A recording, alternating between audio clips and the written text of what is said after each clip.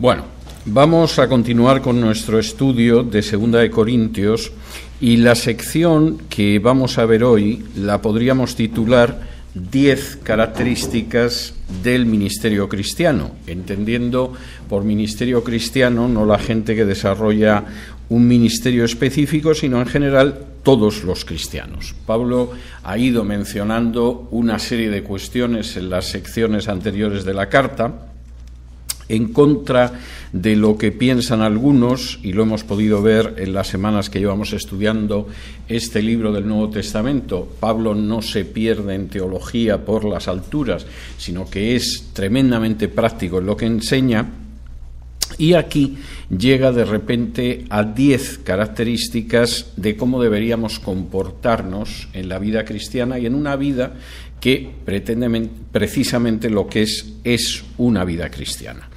¿Cómo es esas características de ese comportamiento, que no solo es el comportamiento ministerial, sino el comportamiento de todos los cristianos? Pablo está hablando en primera persona del plural. Él es apóstol, no lo es la gente a la que va dirigida la carta, pero sí son hermanos, sí son discípulos de Jesús y sí actúan de esta manera. Primero, la primera característica es que somos conscientes de nuestras limitaciones. Nosotros sabemos que efectivamente tenemos limitaciones. Dice así en el versículo 7 hasta el versículo 10. Pero tenemos este tesoro en vasos de barro, para que la excelencia del poder sea de Dios y no de nosotros, que estamos atribulados en todo, mas no angustiados, en apuros, mas no desesperados, perseguidos, mas no desamparados, derribados, pero no destruidos, llevando en el cuerpo siempre por todas partes la muerte de Jesús, para que también la vida de Jesús se manifieste en nuestros cuerpos. Pablo ha estado hablando al final de la sección anterior de cómo hay una luz, que es la luz del nuevo pacto, que resplandece para la iluminación del conocimiento de la gloria de Dios en la faz de Jesucristo.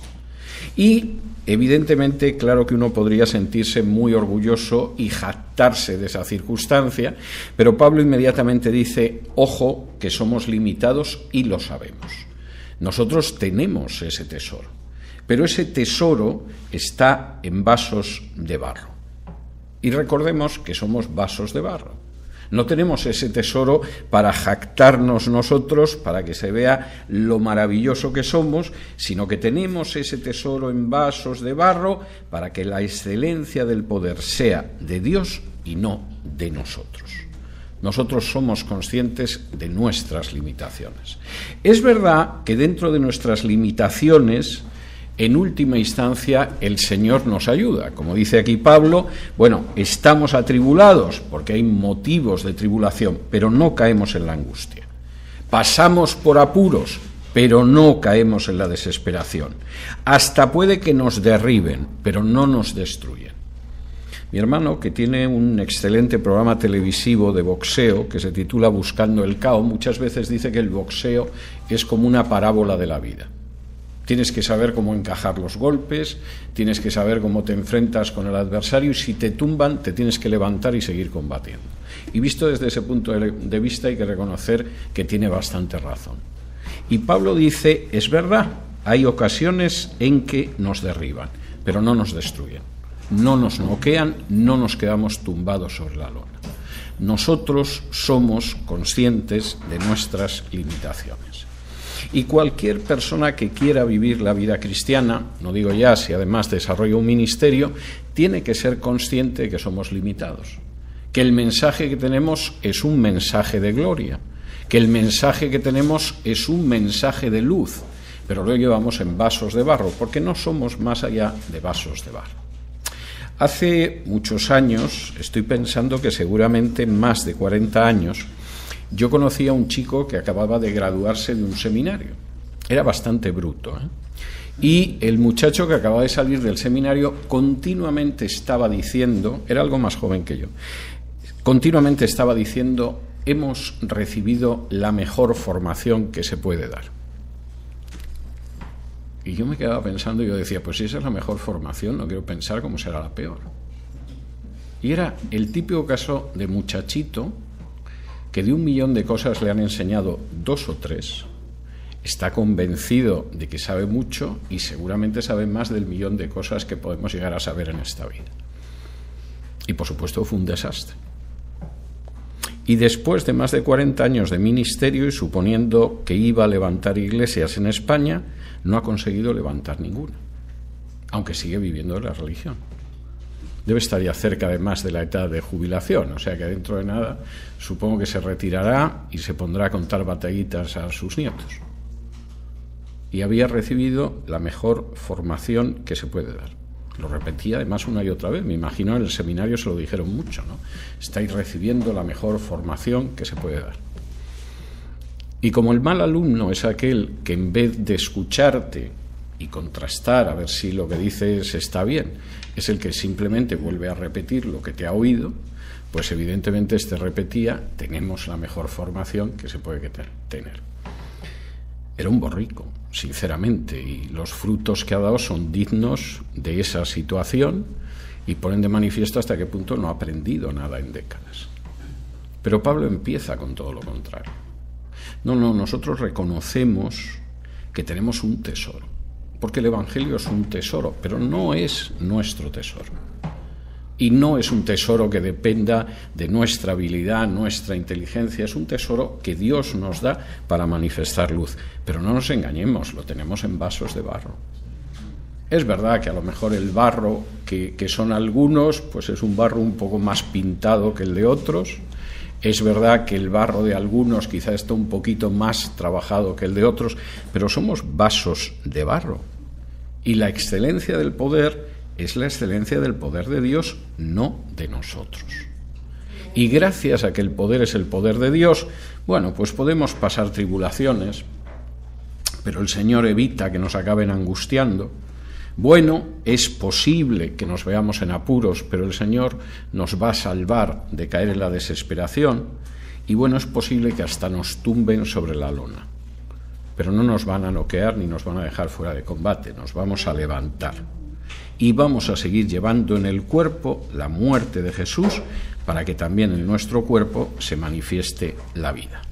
Primera cuestión, sabemos que tenemos muy grandes limitaciones. Segunda, somos conscientes, además, de que la vida cristiana, y por supuesto también el ministerio, comporta riesgos, tiene riesgos. Versículos 11 y 12 dice: porque nosotros que vivimos siempre estamos entregados a muerte por causa de Jesús, para que también la vida de Jesús se manifieste en nuestra carne mortal, de manera que la muerte actúa en nosotros y en vosotros la vida.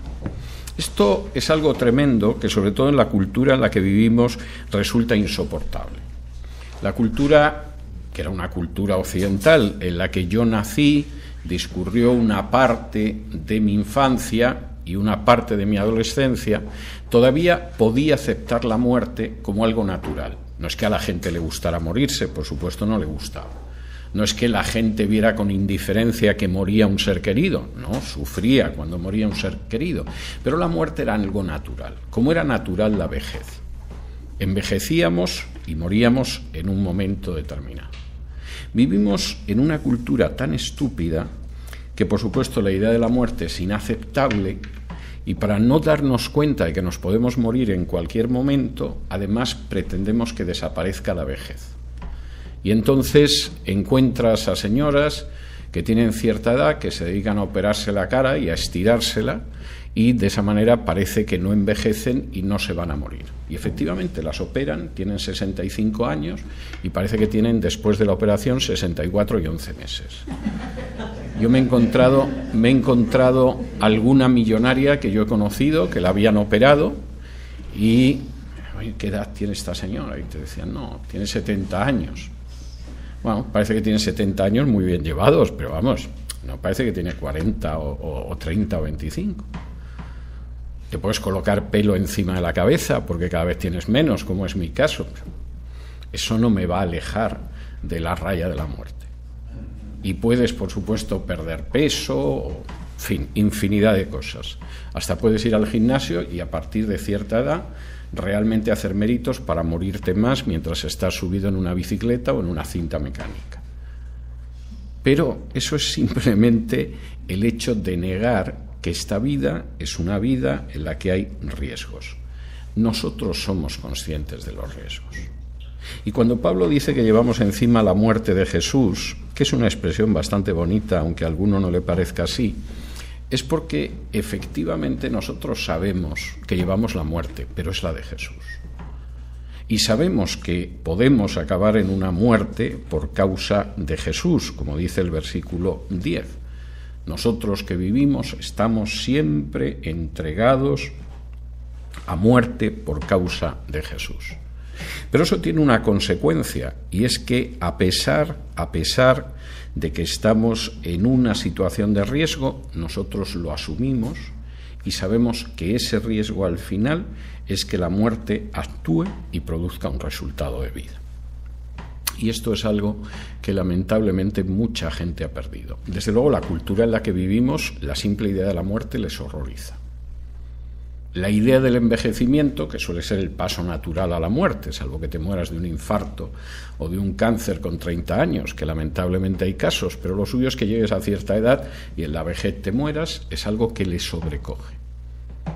Tenemos que ver espectáculos espantosos de hombres y mujeres que pretenden que son jóvenes, aunque tengan 70 u 80 años, y que lo único que hacen es el ridículo, y de una manera espantosa. No, nosotros somos conscientes de que esta vida es un riesgo. Y somos conscientes de que no solamente es un riesgo, sino que precisamente Jesús manifiesta su vida en nuestra carne mortal e incluso bajo riesgo de muerte es para vida. Tercero, nosotros hablamos, pero hablamos porque creemos. Y esto es bastante importante. Versículos 13 y 14. Pero teniendo el mismo espíritu de fe, conforme a lo que está escrito, creí, por lo cual hablé. Nosotros también creemos, por lo cual hablamos, sabiendo que el que resucitó al Señor Jesús, a nosotros también nos resucitará con Jesús y nos presentará juntamente con vosotros. Hablamos. ¿Pero por qué hablamos? ¿Para distraernos? ¿Para no tener que mirar el mundo en el que vivimos? La gente que tiene que desarrollar a veces tareas de psicoterapeuta o tareas pastorales sabe que hay gente que a veces utiliza la palabra no para comunicar lo que le pasa, sino para tapar lo que le pasa. De pronto hay una persona que llega para pedir consejería o que necesita un tratamiento psicológico y empieza a hablar y hablar y hablar y no te dice nada. Se supone que tendría que utilizar la palabra para comunicarse contigo. Pues mira, tengo este problema con mi mujer, no puedo más con el trabajo, no consigo perdonar a mi madre, cualquiera de estas cosas. Pero en lugar de contarte lo que hay, simplemente se pone a hablar para ocultar lo que hay. Y puede estar hablando 2 horas seguidas y no decirte absolutamente nada. La palabra es una especie de trinchera, de muro que levanta para que realmente no salga lo que tiene dentro. Y Pablo dice, nosotros hablamos, pero no hablamos porque sí. No nos perdemos hablando, porque eso simplemente nos entretiene. O hablamos para no decir nada y entretener a la gente. No, nosotros hablamos porque creemos. Esto tiene mucha lógica, porque si ustedes se fijan, cuando de pronto a alguien le gusta una serie de televisión, empieza a contársela a todo el mundo. ¿Has visto la serie esta de Netflix? Sí, una que sale un negro, qué cosa más rara en una serie de Netflix, que sale un negro que resulta que hace el papel de George Washington y está muy entretenida la serie, ¿no? Me llama la atención porque luego de Jefferson hace un chino, pero aún así la serie es muy entretenida, esta serie de Netflix, etcétera, etcétera. Y vamos recomendando la serie o vamos recomendando a un futbolista o cosa parecida. Y sin embargo ese entusiasmo a la hora de comunicar aquello en que creemos no suele ser igual. He visto a muchos creyentes que pueden comunicar con absoluto entusiasmo dónde encuentras los especiales de ropa, dónde se come mejor determinado asado o dónde te entretienes más en qué canal de televisión, y sin embargo no encuentro ese mismo entusiasmo para hablar porque creía. Lo cual es significativo, realmente es muy significativo. Nos provoca más a comunicar otras cosas que el hecho de tener la creencia en Jesús. Y sin embargo, y esto es muy importante, comunicar el mensaje en el que creemos es la actividad de la Iglesia. Hay muchas otras actividades en una iglesia, buenas, malas, regulares, indiferentes. Pero la actividad del pueblo de Dios es comunicar el Evangelio. Y cuando Jesús dice, id por todo el mundo y predicad a las naciones y enseñadles todo lo que yo os he enseñado, y el que crea y se bautice se salvará, y el que no crea se condenará, está diciendo cuál es el mensaje de la Iglesia. Nosotros hablamos, pero hablamos porque hemos creído. Y precisamente porque hemos creído, eso es lo que comunicamos, porque ese es el mensaje principal de la Iglesia. Y cualquier tipo de actividad que pueda haber tiene un sentido en la medida en que apoye eso mismo. Si ustedes se dedican a escucharme los domingos por la mañana con bastante paciencia, por regla general, y de ahí no deriva el hecho de que aquello que han creído lo comuniquen a la gente que tienen cerca, bueno, pues seguramente pasan un rato que puede ser más o menos entretenido, sobre todo según venga yo más o menos brillante o más o menos pesado y aburrido. Pero carece realmente de relevancia si efectivamente no hace que su vida sea una vida en la que hablan de acuerdo a lo que han creído. Esa es la misión especial del pueblo de Dios. Y Pablo lo deja muy claro. Hablamos porque se da la circunstancia de que creemos. Creí, por lo cual hablé, dice citando el Salmo 116, versículo 10. Cuarto, padecemos por amor, estamos dispuestos a padecer por amor y a no desmayar. Versículos 15 y 16. Porque todas estas cosas padecemos por amor a vosotros, para que abundando la gracia por medio de muchos, la acción de gracias sobreabunde para gloria de Dios. Por tanto, no desmayamos. Antes, aunque nuestro hombre exterior se va desgastando, el interior, no obstante, se renueva de día en día. A lo largo de esta vida hay muchas cosas que padecemos. Es tremendo, porque si tú oyes a ciertos predicadores, en el momento en el que aceptes a Jesús como tu Salvador personal, se acabaron los problemas. No vas a tener un mal dolor de cabeza, seguramente nunca pisarás un dentista, tus cuentas van a ir extraordinariamente, podrás cambiar de automóvil con bastante frecuencia, la hipoteca se va a pagar sola y vamos, no vas a tener ni una mala depresión. Y hay gente que los cree además. Bueno, eso sí, tienes que dar dinero, porque Dios no actúa gratis. Si efectivamente no contribuyes sembrando económicamente, te pueden doler las muelas y hasta el alma. O sea, esto hay que tenerlo claro, pero el mensaje es ese. Pablo no presenta eso, dice todo lo contrario. Padecemos muchas cosas. En esta vida hay muchas situaciones difíciles. El trabajo no siempre es fácil. Y a veces, aunque sea fácil, es en circunstancias difíciles y a veces ni siquiera tenemos trabajo. Yo he tenido que empezar de cero 4 veces a lo largo de mi vida. Y la última vez, que fue cuando me exilié a este país, tuve que empezar de bajo cero. Y el Señor siempre ha sido fiel. Pero en ningún momento se me hubiera ocurrido pensar que no iba a tener problemas, ¿no? Como dice aquí Pablo, todas estas cosas padecemos. En esta vida hay dificultades, y hay tribulaciones, y hay padecimientos. Y es verdad que el Señor no permite que nos noqueen, ni nos dejen fuera de combate, ni acaben con nosotros, pero en esta vida, claro que se padece. Y no solo porque seas cristiano, sino precisamente por ser cristiano. Y no padecemos porque seamos masoquistas, y porque nos gusta sufrir y porque eso nos da una sensación de lo buenos que somos. Quizá algún trastornado esté en esa situación, pero no es el caso.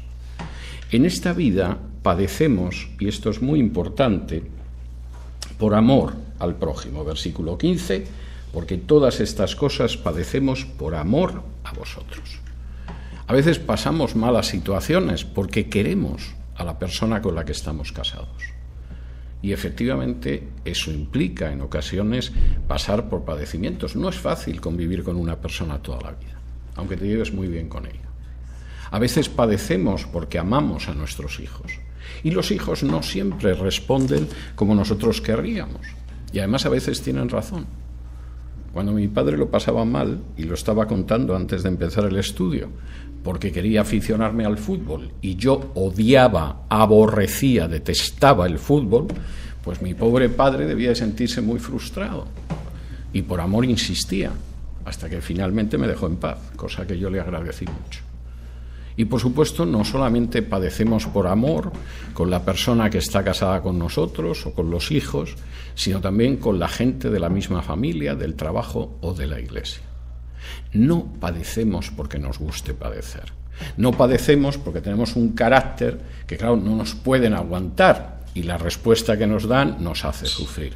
Padecemos por amor. Y esto es algo que dice Pablo que habría que pensar. Hay que ver, Corintios, la mala vida que lleváis dándome desde hace años. Y que no os lo oculto. No es el caso ese de que de pronto el marido ve a la mujer y le dice, ¿qué te pasa? Y dice, nudo. O viceversa. Y todos sabemos que pasa algo. No, efectivamente padecemos y es por amor a vosotros. ¿Por qué? Para que abundando la gracia por medio de muchos, la acción de gracias sobreabunde para gloria de Dios y por tanto no desmayamos. Nuestra vida es una vida que tiene que estar centrada en amar y además amar sin desmayar. Amar un ratito es relativamente fácil. Si te pillan un momento tonto y el predicador ha estado especialmente inspirado, sales con buenos sentimientos y por lo menos media hora, una hora, puedes amar a alguien. El problema es no desmayar. Porque efectivamente cuando acaba el estudio, acaba la predicación, eso es como un efecto que se va pasando, igual que las burbujas que salen de la Coca-Cola cuando destapas la botella y llega un momento en que ya las burbujas no salen. Y puede que las burbujas hayan dejado de salir antes de llegar a casa. Sobre todo si los niños que van en el asiento de atrás siguen dando patadas al asiento. Y Pablo dice, no, nosotros padecemos por amor a vosotros y además no desmayamos a pesar de que cada vez tenemos menos fuerza. Es terrible lo que dice Pablo. Dice, no desmayamos antes, aunque nuestro hombre exterior se va desgastando.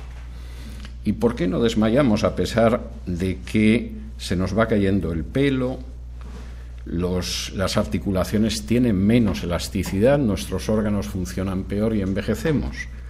Porque es verdad que nuestro hombre exterior se da la circunstancia de que se va desgastando, si no hay nada más que verlo. Si quieres deprimirte, ponte a ver fotografías tuyas de hace 20 o 30 años. Y dices, ¿cómo era yo entonces más delgado? Tenía mucho más pelo y además el pelo no era canoso. No tenía bolsas debajo de los ojos, no tenía arrugas alrededor de los ojos. Hoy estaba desayunando con mi hija y me dice, papá, te están saliendo muchas arrugas alrededor de los ojos. No, hija, te das cuenta ahora, llevo en este proceso décadas ya. Y Pablo dice, bueno, pues el hombre se va desgastando, pero el interior se renueva de día en día. Lo que marca la diferencia entre esos cristianos que padecen por amor sin desmayar y padecen no porque sean masoquistas, sino porque la vida tiene dificultades, es que aunque por fuera nos vamos desgastando, si hemos sido fieles al Señor, por dentro nos hemos ido renovando. Y de pronto encuentras a gente que ya tiene cierta edad y tiene una agilidad mental que ya la quisieran muchos teenagers, ya la quisieran muchos adolescentes. El hombre interior, si efectivamente está en Cristo, se renueva de día en día. Y te levantas cada mañana no diciendo, ahora otro día más, a ver qué me espera hoy, sino con la idea de vamos a ver qué nos da el Señor hoy y vamos a ver qué podemos dar a otros en el nombre del Señor. Quinto, y esto es muy importante, además de eso, nosotros acumulamos gloria y tenemos que ser conscientes de ello. Versículos 17 y 18.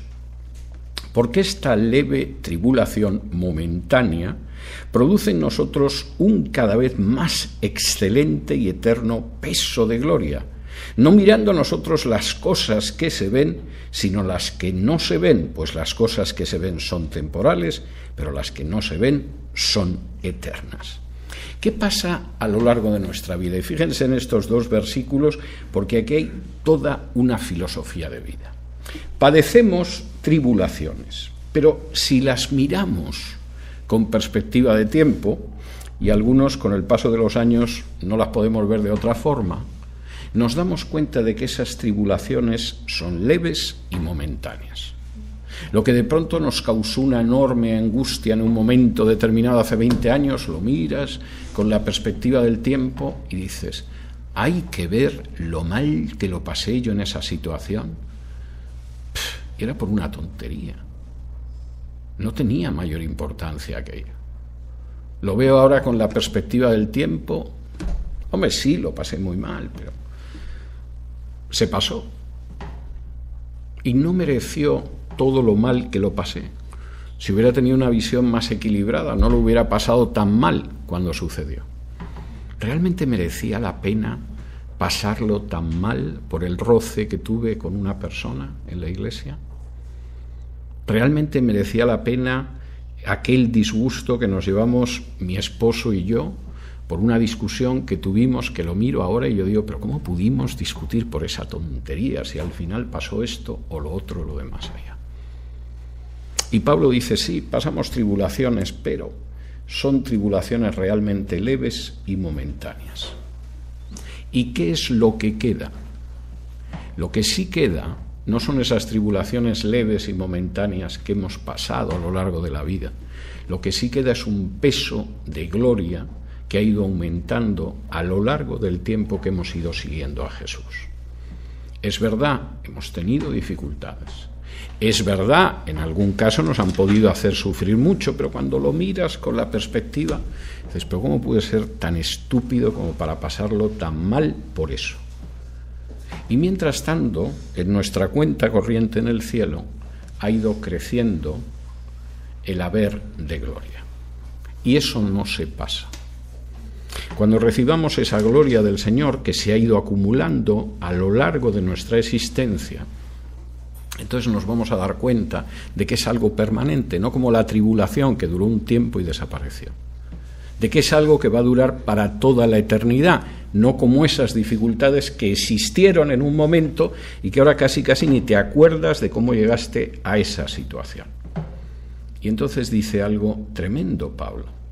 Nosotros, precisamente porque somos conscientes de ello, versículo 18, no miramos las cosas que se ven, sino las que no se ven, porque las cosas que se ven son temporales, pero las que no se ven son eternas.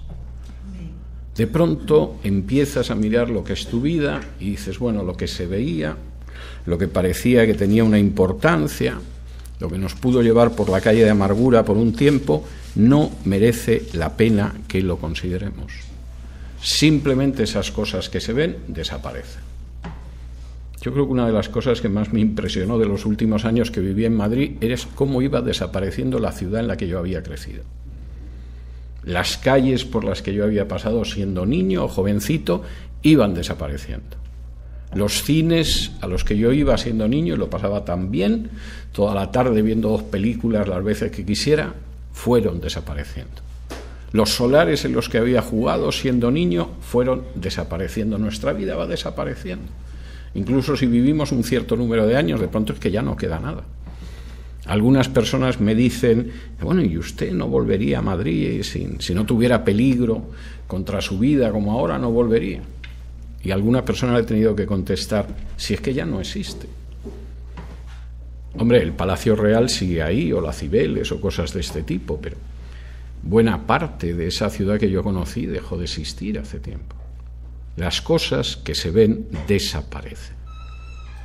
Y no hay nada más que ver los restos de los grandes imperios. Cuando llegas ante las pirámides de Egipto son impresionantes, pero aquello está desgastado, está viejo. Claro, tiene miles de años. Las cosas que se ven desaparecen. Y Pablo dice, pero hay otras cosas que no se ven, y esas son las que nos importan, porque son eternas. Y nuestro cuerpo va desapareciendo, y desaparecen nuestros problemas, y desaparece todo lo que ha rodeado nuestra vida, pero hay un peso de gloria que va entrando en nuestra cuenta, y eso no va a desaparecer, eso es eterno. Y lamentablemente muchas veces nos fijamos más en aquellas cosas que desaparecen porque se ven, que en aquellas que no van a desaparecer nunca porque son eternas. Sexto, además, nosotros esperamos una nueva casa. Yo a veces no sé si la gente tiene una casa o la casa los tiene a ellos. De pronto la gente, para poder pagarse una casa, se endeuda con un banco 30 años, con lo cual durante 30 años el banco es dueño de tu vida, de tu casa, de tu tiempo libre, y en fin, Dios sabe de cuánto. Hubo una época cuando yo era niño en que comprarse una vivienda en España era relativamente fácil, pero de eso hace tanto tiempo que a veces tengo dudas de que recuerdo bien mi infancia. Y lo que he conocido en toda mi etapa de madurez es lo que la gente se endeuda, se deja aprisionar y se atrapa para comprar una casa. Bueno, hay que vivir en algún sitio, evidentemente mejor que la casa sea propia y no que sea de alquiler, piensa muchísima gente y tiene sus razones, y efectivamente que te entreguen la casa o que la casa acabe siendo tuya o pagar la hipoteca produce una enorme alegría. Pero nosotros los cristianos esperamos otra casa mucho mejor. Fíjense lo que dice en el capítulo 5 y versículos del 1 al 5 Pablo. ¿Por qué sabemos que si nuestra morada terrestre, este tabernáculo, se deshiciere, tenemos de Dios un edificio, una casa no hecha de manos, eterna en los cielos? Y por esto también gemimos, deseando ser revestidos de aquella nuestra habitación celestial, pues así seremos hallados vestidos y no desnudos. Porque asimismo, los que estamos en este tabernáculo gemimos con angustia, porque no quisiéramos ser desnudados, sino revestidos, para que lo mortal sea absorbido por la vida. Mas el que nos hizo para esto mismo es Dios, quien nos ha dado las arras del Espíritu. Nosotros vivimos dentro de este cuerpo, que la Biblia en muchas ocasiones denomina tienda o denomina tabernáculo. Cuando en el Evangelio de Juan dice que el verbo, la palabra, se hizo carne y habitó entre nosotros, el término que aparece literalmente en griego es puso su tabernáculo entre nosotros. Se hizo carne.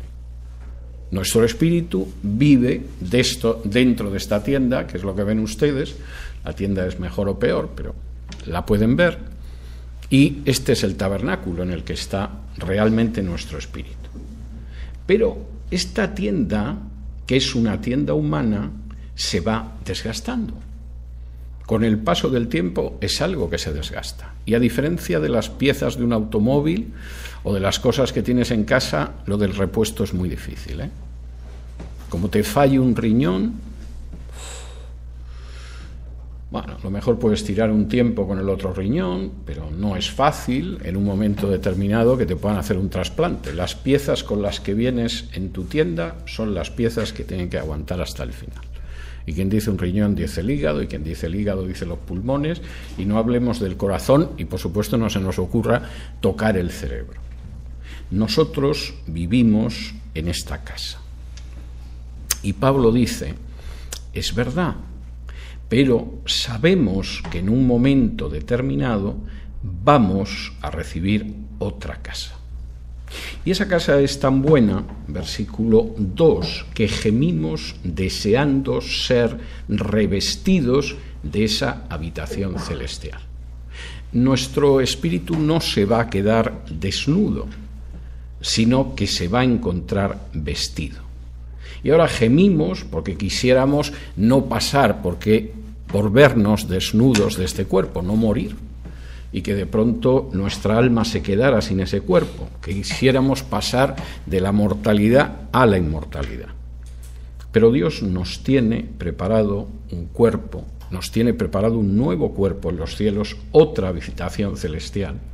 Y sabemos que esto es verdad porque la garantía es el Espíritu Santo. Y Pablo aquí utiliza un término que es propio de la ceremonia matrimonial. En el versículo 5 dice que el que nos hizo para esto mismo es Dios, quien nos ha dado las arras del Espíritu. Las arras, en el derecho romano, era una garantía que se entregaba de que se iba a cumplir un contrato. Si en un momento determinado yo le vendía una casa a uno de ustedes y me comprometía a que le iba a entregar la casa, y ustedes se comprometían a que me iban a entregar el pago de la casa, como garantía yo recibía unas arras o entregaba unas arras, una garantía. Era una cantidad económica generalmente. Si yo no cumplía el contrato, perdía las arras, la garantía. Si por el contrario era la otra persona que había recibido las arras quien no lo cumplía, me devolvía las arras y una cantidad adicional igual. Daba las arras dobladas, como se dice en derecho. Y Pablo dice, no nos vamos a quedar sin esa casa. Porque nosotros tenemos unas arras, tenemos una garantía que nos asegura que efectivamente lo vamos a recibir. ¿Y cuál es? El Espíritu Santo. Y ese Espíritu que habita en nosotros es el que nos da la garantía de que el peso de gloria aumenta, de que nuestro hombre interior o nuestra mujer interior se renueva cada día. Y de que en un momento determinado, cuando seamos desnudados de esta casa, cuando seamos desnudados de este tabernáculo, vamos a recibir otro no hecho por manos, y las arras, las garantías que nos ha dado Dios es el Espíritu Santo, que es imposible pensar en una garantía mejor. Séptimo, precisamente por eso vivimos confiados. Versículo 6, así que vivimos confiados siempre y sabiendo que entre tanto que estamos en el cuerpo, estamos ausentes del Señor. Todavía no disfrutamos de una presencia del Señor como la que vamos a disfrutar.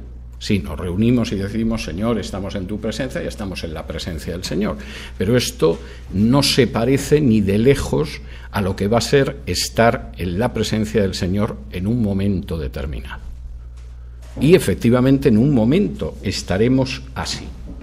Mientras sigamos dentro de este cuerpo, estamos en la presencia del Señor de una forma muy limitada. Sí, nos reunimos, sabemos que Jesús está en medio de nosotros cuando estamos 2 o 3 reunidos en su nombre, pero no experimentamos todavía esa cercanía y esa presencia, no mientras estemos en este cuerpo.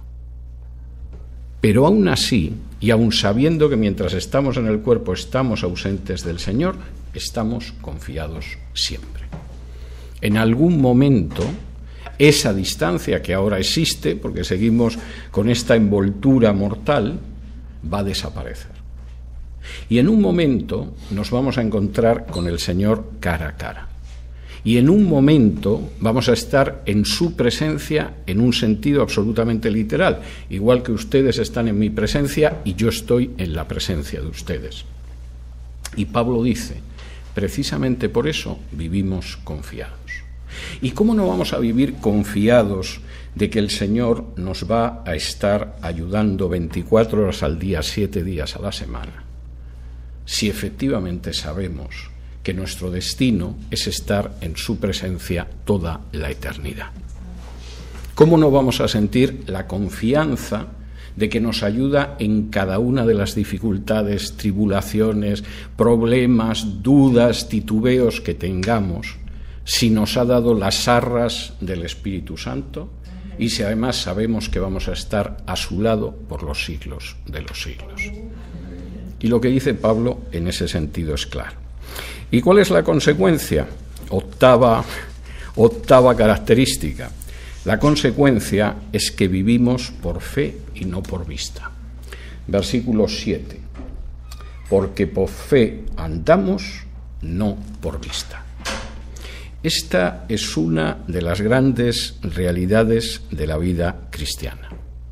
Nosotros vemos donde otros no ven. Y otros no ven porque solo ven lo que ven los ojos de la carne. Pero nosotros no nos movemos por lo que ven los ojos de la carne. Si nos moviéramos por lo que ven los ojos de la carne, seguramente no nos moveríamos. ¿Cómo nos vamos a poner a evangelizar a gente que puede tener una capacidad de palabra mayor que la nuestra? ¿Cómo vamos a compartir el evangelio con gente que nos puede despreciar? ¿Cómo podemos acercar la palabra a personas que se consideran muy por encima y a lo mejor socialmente lo están? Eso no puede ser porque no nos movemos por lo que vemos. Y no nos dejamos desmoralizar por lo que vemos. Y no nos dejamos echar atrás por lo que vemos. Nosotros actuamos por fe, no por vista. Y esta es una regla absolutamente clara de vida cristiana. Nosotros vemos lo que otros no ven y actuamos sobre la base de lo que la gente no ve, porque nosotros no nos movemos por la vista, nos movemos por fe. Y cuando, desgraciadamente, las decisiones que tomamos, en vez de ser decisiones sobre la base de la fe, son decisiones sobre la base de la vista, estamos limitando de manera muy penosa lo que es nuestra vida cristiana. Noveno, de la manera en que nosotros nos movemos, lo que buscamos sobre todo es agradar a Dios. Versículos 8 y 9. Pero confiamos y más quisiéramos estar ausentes del cuerpo y presentes al Señor. Por tanto, procuramos también, o ausentes o presentes, serle agradables. Se podría traducir agradarle. Procuramos agradarle. Nosotros buscamos agradar al Señor. Una de las grandes desgracias del cristianismo de nuestra época, pero también de todas las épocas, es buscar agradar antes a los hombres que a Dios. Los cristianos, que son discípulos de Jesús, no engatusadores de hombres, deben buscar agradar a Dios y no a los hombres. Y desgraciadamente este es un gran drama, entre otras razones, porque en buena medida, muy buena parte de las congregaciones tienen un ministerio asalariado. Y como hay una persona que para vivir necesita recibir un salario, en muchísimas ocasiones busca antes agradar a los hombres que agradar a Dios. Ustedes, a Dios gracias, no me pagan ningún salario, ni yo se lo toleraría. De manera que yo me siento en libertad para enseñar lo que veo en la palabra que les tengo que enseñar. Que les gusta, gloria a Dios. Que salen de aquí indignados, peor para ustedes. Pero yo no voy a cambiar el mensaje que tengo que comunicar. Y no tengo ningún interés en agradarles. Si mi vocación fuera agradar a la gente, sería payaso. O estaría en el club de la comedia. Entonces saldría aquí y empezaría a contar chistes y diría, el otro día iba yo para la iglesia y de pronto me subo en un taxi y había un negro y el negro me dijo no sé qué y todos ustedes se reirían, seguirían muy contentos y agradecerían haber pagado la entrada para escucharme en un teatro. Pero esa no es mi función, ni es mi misión. Ahora, si yo tuviera que vivir de lo que ustedes me dan, necesitaría que fueran un número indispensable para poder vivir de eso. Claro, si ustedes fueran solo 3 o 4, ¿cómo me iban a mantener? Y más si yo quisiera vivir de un ministerio religioso. Necesitaría por lo menos, yo que sé, que fueran 30 o 40. Y entonces no me importaría mucho el tipo de personas que fueran. Por ejemplo, si hubiera gente que realmente no se hubiera convertido, pero que hubiera dicho que sí, no miraría mucho, porque en realidad mi interés es que haya un número suficiente para que me puedan mantener. Si de pronto un número grande, a lo mejor sí se hubiera convertido, pero fuera profundamente carnal, pues si no quieren aprender, procuraría seguir manteniendo un nivel carnal de las enseñanzas para que no se fueran ustedes a otro sitio donde fuera la cosa más divertida. Y entonces el nivel sería un nivel que no solo implicaría una traición al ministerio, sino buscar sobre todo agradar a los hombres, aunque eso implique desagradar a Dios. Pero los seguidores de Jesús buscan agradar a Dios en primer lugar y no agradar a los hombres. A Juan el Bautista le separaron la cabeza del cuerpo porque no le agradó a Herodes. Pero a Juan no le importaba, él quería agradar a Dios. A Jesús lo clavaron en una cruz porque no estaba dispuesto a agradar a los hombres. Si hubiera querido agradar al Sanedrín y a los escribas y a los fariseos y a Pilato, no hubiera acabado clavado en una cruz. A Pablo en varias ocasiones estuvieron a punto de matarlo a pedradas y lo azotaron en más de una ocasión, porque agradar a los hombres no era su misión. Como él dice en Gálatas, si busco agradar a los hombres en vez de a Cristo, entonces este ministerio no tendría que desarrollarlo. Y esto es enormemente importante. Tenemos que buscar agradar a Dios y no agradar a los hombres. Y uno diría, bueno, pero es que cuando agradas a los hombres hay un fruto enorme. ¿No te has fijado en esos predicadores que no dicen nada más que pavadas para que la gente lo pase bien y tienen unos auditorios enormes? Sí, por unos años. Es un espejismo. Pero yo ya tengo muchos años y soy bastante viejo, aunque espero serlo más. Y he visto cómo sucede con ese tipo de personas. Se disparan hacia el cielo como si fueran un cohete de feria y en un momento determinado aquello estalla o empieza a descender y de pronto pasan 10 años y dices, oye, ¿qué pasó con aquel predicador? Pues creo que vive en la casa de Malibú, pero hace mucho que no se oye de él. Y es lo que acaba sucediendo. Y uno dirá, hombre, pero peor acabó Pablo, que lo decapitaron. El emperador Nerón decidió que estaba harto de Pablo y le cortaron la cabeza. Sí. Y aparentemente Pablo acabó mal. Pero 20 siglos después, a nuestros hijos los seguimos llamando Pablo y a quien llamamos Nerón es a los perros. Y esa es la manera en que Dios ve las cosas. Busquemos agradar a Dios y no agradar a los hombres. No es que quieras ofender gratuitamente a los demás, no es que tengas que insultar a los demás ni cosa parecida, pero hay que buscar agradar a Dios. E incluso aquellas gentes a las que parece que no les haces ningún favor desagradándolos, si tienen amor a la verdad en un momento determinado, agradecerán que Dios te haya utilizado para decir lo que tenías que decir. Busquemos agradar a Dios por encima de los hombres. Porque incluso aquellos que piensan que agradando a los hombres, el ministerio progresa, etcétera, etcétera, que te lo digan a la vuelta de 20, 25, 30 años, o quizás solo de 5 o 10.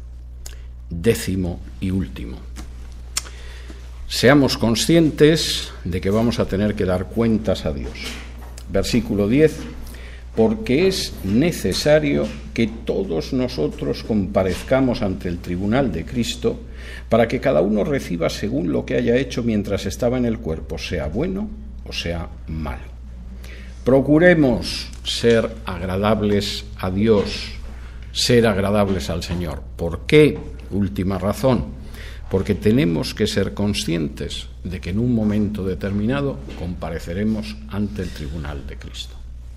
Y no va a ser igual, como Pablo había escrito en la primera carta a los Corintios, aquella persona que ha ido construyendo su vida en el Señor sobre el fundamento de Cristo y sobre buenos materiales, que aquella persona que sí, en su día se convirtió, recibió la salvación, pero luego toda su vida ha sido un acumular de hojarasca, de madera, de materiales sin importancia, y cuando comparezca ante el tribunal de Cristo se va a salvar, pero igual que se salva esa gente en las películas, que hay un incendio en la casa y de pronto le ves que pasa por en medio de las llamas y llega afuera lleno de hollín y de humo y se ha salvado del fuego, pero vamos, apenas ha salvado la camisa. Y Pablo dice, no, recordad esto. En última instancia, busquemos agradar a Dios. Y busquemos agradar a Dios porque a Cristo le vamos a dar cuentas un día. Y habrá un día en que tendremos que comparecer ante el tribunal de Cristo y Cristo nos dirá, bueno, ¿tú fuiste consciente de tus limitaciones o estabas convencido de que eras la última Coca-Cola en el desierto? Tú fuiste una persona que era consciente de que había riesgos en esta vida, o continuamente estabas quejándote porque yo no encajaba en tu idea viciada de Dios. Tú eres una persona que padeció por amor y sin desmayar, o que continuamente, si hacías algo, era por puro activismo y el amor no estaba en tus consideraciones. Tú eres una persona que estaba confiada y que esperaba la nueva casa, o a ti lo que te importaba sobre todo era la casa de la tierra. Tú eras una persona que actuó por fe, o que por el contrario se movía solamente por lo que veían tus ojos. Tú eres una persona que buscó agradarme a lo largo de tu vida, o que por el contrario, en realidad lo que buscabas era agradar a los hombres para que los hombres te agradaran a ti. Y de todo eso, un día rendiremos cuenta ante el tribunal de Cristo. Y la verdad es que lo que ha contado aquí Pablo, estas 10 características, son bastante distintas de muchas de las cosas que encontramos a diario, donde pesan más otro tipo de consideraciones.